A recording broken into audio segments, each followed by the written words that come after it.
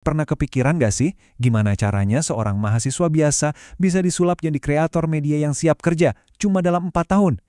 Nah, kali ini kita bakal bongkar tuntas perjalanan seru di program D4 Produksi Media. Kita lihat bareng-bareng transformasinya dari hari pertama masuk sampai siap jadi profesional. Ini dia, pertanyaan paling penting buat kreator zaman sekarang kan? Dunia ini udah penuh banget sama konten.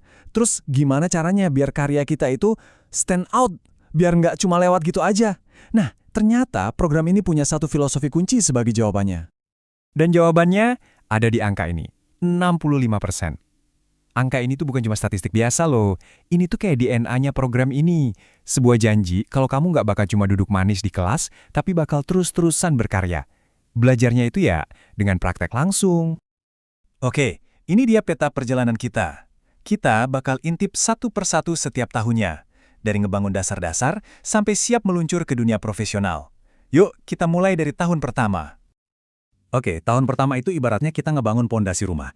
Di sini, kamu bakal belajar bahasanya dunia media. Kamu bakal kenalan sama semua alat-alat dasar yang bakal jadi senjata utama kamu sepanjang karir nanti. Dan yang paling penting nih, ini bukan cuma soal teori. Nggak ada ceritanya. Dari hari pertama, kamu bakal langsung pegang kamera, pegang mikrofon, utak-atik lampu. Kamu bakal ngelatih mata kamu buat melihat secara visual lewat fotografi. Dan yang paling seru, mulai nulis skrip pertama kamu. Karena ingat, cerita yang keren itu awal dari segalanya.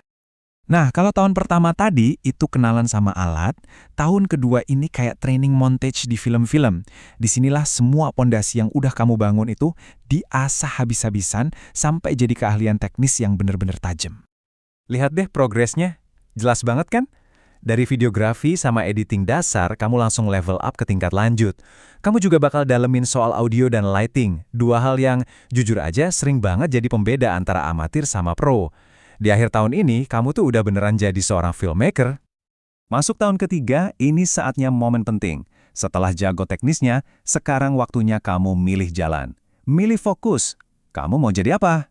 Nah, di sini kamu bakal nentuin jalur spesialisasi yang paling pas sama impian karir kamu. Tapi sebelum milih jalan, kamu bakal dibekali dulu soal sisi bisnisnya. Ini penting banget. Kamu bakal belajar soal produksi streaming, kewirausahaan media, intinya gimana caranya karya kamu itu nggak cuma keren, tapi juga bisa didistribusikan dan menghasilkan. Jadi, kamu bukan cuma seniman, tapi juga seorang strategis. Nah, ini dia, persimpangan jalannya. Kamu tim mana? Tim yang suka deg-degannya produksi siaran TV langsung, atau tim yang lebih suka dunia konten digital yang geraknya cepet banget, dari sosial media sampai AI.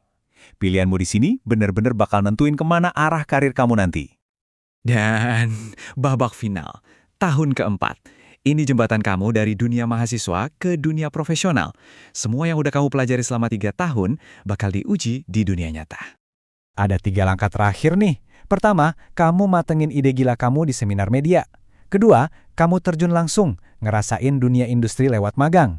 Dan puncaknya, kamu bikin proyek akhir, sebuah mahakarya yang bakal jadi portofolio profesional pertama kamu. Keren banget kan? Oke, kita balik lagi ke angka keramat tadi. 65%. Sebenarnya apa sih artinya angka ini buat kamu sebagai mahasiswa? Yuk kita bongkar bareng-bareng kenapa ini jadi keunggulan terbesar kamu. Filosofinya itu simple, tapi ngena banget. Jadi kreatif itu nggak bisa dihafalin dari buku. Nggak bisa. Kamu harus bikin karya, harus berani salah, belajar dari kesalahan itu, terus coba lagi. Cuma itu satu-satunya cara. Coba deh lihat pembagiannya. Sebagian besar waktu kamu, 65%, itu buat praktek, langsung turun tangan. Teori yang 35% itu penting buat dasarnya, tapi 65% praktek inilah yang bakal ngebangun intuisi kreatif kamu, nambahin jam terbang, dan yang paling penting, bikin portofolio kamu jadi gahar. Inilah kunci yang bakal buka pintu karir buat kamu. Dan ini intinya dari semua ini. Alat itu bisa ganti, teknologi bisa berubah, kamera baru bakal terus muncul.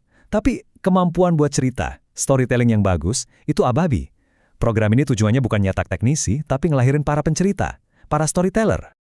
Jadi setelah 4 tahun ngebangun pondasi, ngasah skill, nemuin fokus, dan siap meluncur, sekarang cuma ada satu pertanyaan. Dengan semua bekal dan keahlian ini di tangan kamu, cerita apa yang mau kamu sampaikan ke dunia?